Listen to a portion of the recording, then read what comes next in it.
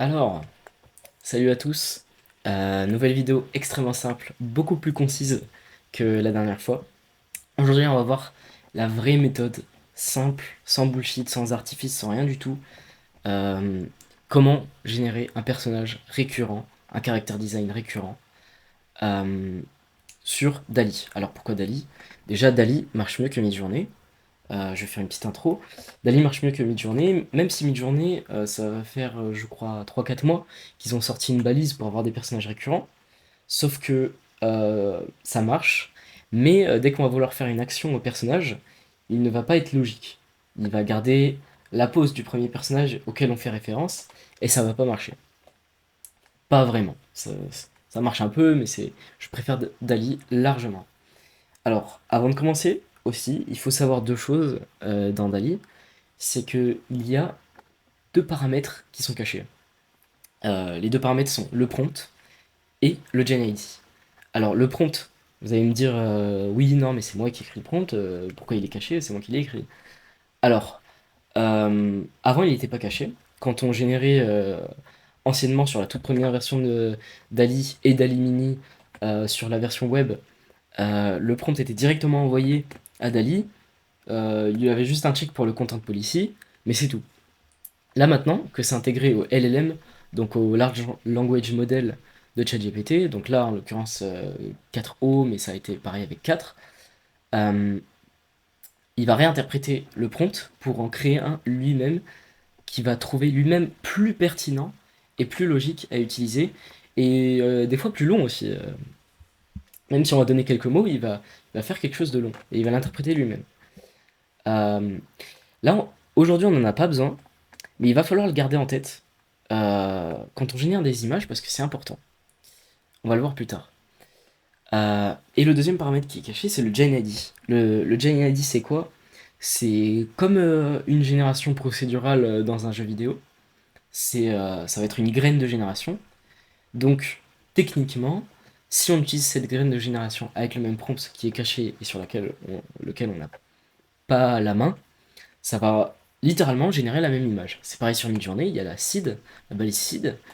Si vous utilisez la balise seed et le même prompt, ça va créer la même image 4 fois.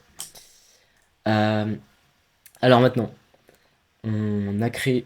J'ai juste créé un prompt très très simple. Généralement une illustration d'un seul personnage. Les cheveux mi-longs, homme, jeune, yeux bleus, dans un style digital chibi. Ce sera un avatar pour une chaîne YouTube.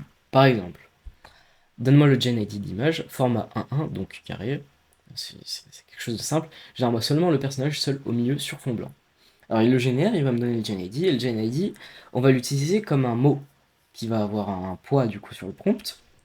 Euh, et là, dès qu'on veut faire apparaître une autre action, une autre émotion sur le personnage, on va pas dire utilise le gen ID, même si ça pourrait marcher, mais on va dire génère-moi machin, là, gen ID du coup, en train de rire maintenant, et lui laisser son t-shirt blanc. Alors là, pourquoi j'ai dit t-shirt blanc? Ça c'est important aussi.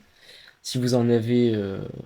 Enfin, ouais, si vous en foutez un peu au début des habits de votre personnage, etc. Ce que j'aime bien faire, c'est une fois que le personnage est créé, les attributs qui ont été accordés par Dali, les réutiliser dans le prompt. Comme ça, bah, c'est logique, hein, c'est pas anodin, hein, mais, euh, mais c'est quand même très utile de récupérer ce qu'il a fait dans le prochain prompt. Comme ça reste vraiment bien récurrent. Mais en vrai, dès le départ, on pourrait dire t-shirt blanc. Voilà, on continue. Là, il est en train de sourire, ça marche très bien. J'ai fait un autre exemple où il est au téléphone. Bon, ça marche jamais sur la première génération. Donc, enfin, jamais vraiment. Moi, je suis un peu picky, genre, j'aime bien choisir exactement le bon. Mais c'est très rapide, hein. On peut régénérer le prompt et jusqu'à ce qu'on a quelque chose de bien. Là, par exemple, je l'ai au téléphone, ça marche bien. On peut le mettre dans un cadre. Donc là, par exemple, à Tokyo, en train de manger un ramen. Ça marche très bien aussi. Et dans le même style aussi. Dans l'exact même style, ça c'est important. Parce que des fois, il peut faire un fond réaliste, etc. Mais c'est vrai qu'en général, même si on dit pas dans le même style, il va faire dans le même style parce que c'est logique. Euh, donc voilà. Là, par exemple, on pourrait lui dire de s'habiller avec autre chose. Là, c'est un peu bizarre. Il y a d'autres personnages ici. Mais Mais on peut les enlever. D'ailleurs, c'était pas lui que j'avais choisi, c'était lui. Qui est pas mal. Donc voilà, ça marche très très bien. C'est vraiment tout pour la vidéo. Je vais juste vous teaser la suite en vous montrant comment on pourrait faire et sur quoi je travaille. Je travaille sur une application de langue et ce qu'on pourrait faire en application réelle avec des vraies illustrations. Euh, bon, le prompt est beaucoup plus, beaucoup, un peu plus complexe quand même, mais voilà à quoi ça peut ressembler, quelque chose de fini, quelque chose de réussi, cohérent, avec, le même fond, les mêmes paramètres, etc. Voilà. Bon, il y a un peu de Photoshop de temps en temps, hein, mais ça va être le même personnage. Hop. Et voilà ce qu'on peut faire quand on est un peu créatif sur le prompt. Donc voilà, c'est tout pour la vidéo. C'est vraiment tout. C'est aussi simple que ça. Et, euh, et à la prochaine pour la prochaine vidéo qui sera sur justement comment je travaille sur une application de langue pour faire ce genre d'illustration. Et comment rester cohérent. Merci beaucoup, à la prochaine.